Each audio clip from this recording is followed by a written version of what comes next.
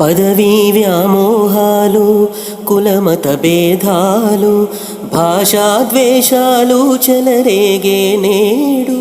పదవీ వ్యామోహాలు కులమత భేదాలు భాషాద్వేషాలు చెలరేగే నేడు.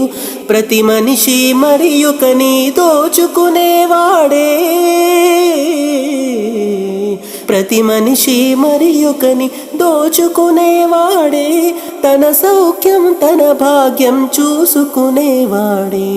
స్వార్థమే అనర్థ కారణం, అది చంపుకొనుటే క్షేమదాయకం. ఆగకోయి భారతీయుడా, కదలి సాగవోయి ప్రగతిదారులా. ఆగకోయి భారతీయుడా.